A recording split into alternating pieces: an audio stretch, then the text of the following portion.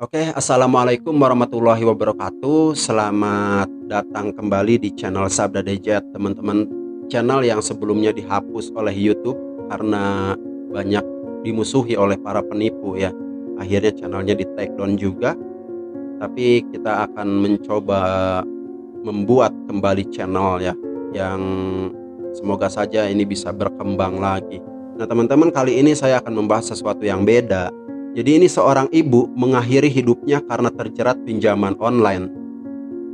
Beritanya sudah tersebar luas ya teman-teman ya. Dari informasi yang didapat dari berbagai sumber berita, si ibu ini punya hutang online ke 24 pinjol dan satu koperasi. Dan mungkin punya hutang juga ke orang-orang lain gitu ya.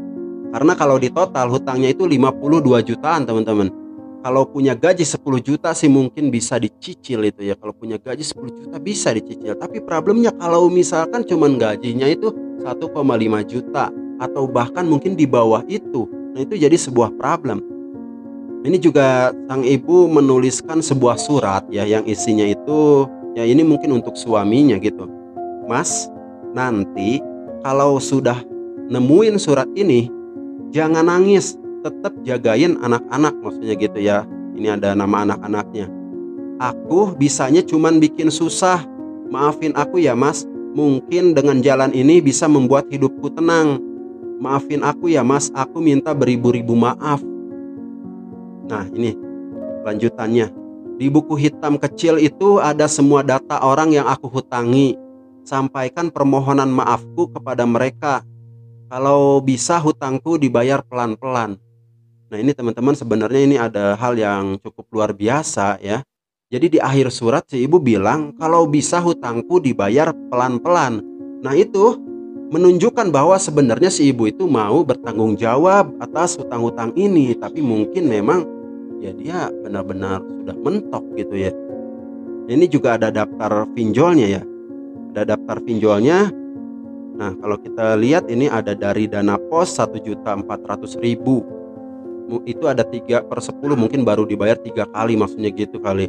Uang hits 2 juta, rupiah ajaib 1.800.000, dana hebat 1.600.000, bos duit 2.300.000, ambil pinjaman 2 juta, rupiah hidup 1.600.000, saku pinjaman 2 juta, uang nasional 2 juta, uang lo 2 juta.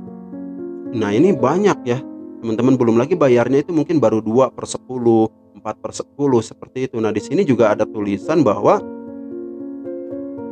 uang di ATM cuman ada 350.000 teman-teman ya. Itu juga di bawahnya, aku juga punya utang koperasi Rabu Sabtu di tempat ini disebutkan. Nah, ini yang sehingga totalnya itu diperkirakan 52 juta teman-teman ya. Nah jadi begini. Jadi sekiranya ya, ini saya sih berharap ya untuk penonton semua atau ya yang mempunyai hutang, yang kelilit hutang seperti itu ya, terlilit pinjol, bank dan lain-lain, ini jangan berpikir untuk mengakhiri hidup ya.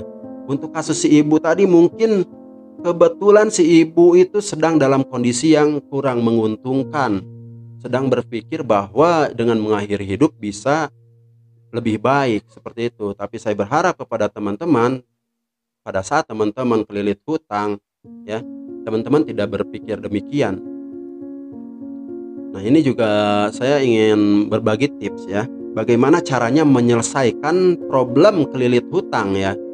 Nah yang pertama, niatkan yang sungguh-sungguh teman-teman, niatkan yang sungguh-sungguh. Jadi apa ya, hutang itu jadikan prioritas ya. Cicil hutangnya itu, cicil terus ya. Jangan pikir dulu beli barang-barang yang kita pengen beli. Jadi cicil dulu, prioritaskan. Kecuali memang kebutuhan buat makan dan minum. Nah yang kedua, stop gali lubang tutup lubang. Kalau gak punya uang buat bayar ya, cari pinjaman dari teman atau saudara. Seperti itu. Jangan pinjam uang yang berbunga. Nah ingat ya, ini banyak orang yang malah pinjam uang memperpanjang pinjamannya ya, sehingga hutangnya semakin membengkak atau menambah daftar pinjol baru lah, atau daftar pinjaman baru itu menambah, itu salah besar ya.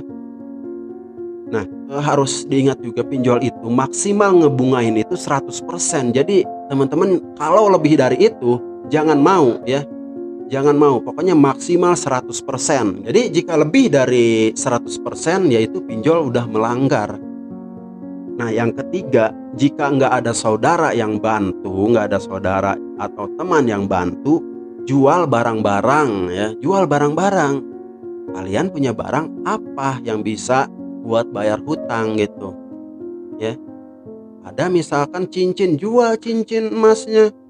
Punya tabungan misalkan dalam bentuk tanah, jual tanahnya gitu untuk menyelesaikan problem ini. Kalian punya motor, jual motornya. Tapi kalau misalkan teman-teman memang butuh dengan motor tersebut, atau misalkan teman-teman pekerjaannya menggunakan motor seperti ojek online contohnya, jangan dijual. Gunakan buat cari duit gitu. Cicil, buat nyicil seperti itu. Nah ini yang terakhir, jika tidak ada juga ya, nggak ada juga, nggak ada yang bisa dijual, nggak ada yang bantu juga ya, bagaimana? Nah kita berarti yang terakhir adalah ikhtiar, berdoa, dan yakin gitu. Yakin bahwa masalah ini akan bisa kita selesaikan ya. Jadi siapkan mental, kita berani berbuat, berani bertanggung jawab. Siapkan mental untuk menghadapi penagih-penagih ya. Penagih-penagih, tapi jangan lupa juga sambil dicicil seperti itu. Kita harus kuat mental. Intinya semua masalah pasti bisa terselesaikan. Ya teman-teman, mungkin sekian saja ya teman-teman ya, tapi saya berharap teman-teman semua di sini dapat menyelesaikan problem-problem kelilit hutang seperti ini ya teman-teman. Oke, jangan lupa teman-teman tetap semangat dan jangan dibiasakan berhutang ya, walaupun mungkin ya memang sih sulit ya. Kalaupun terpaksa berhutang, berhutanglah kepada saudara atau teman lah yang tidak dibungain gitu ya. Sekian saja, wassalamualaikum warahmatullahi wabarakatuh.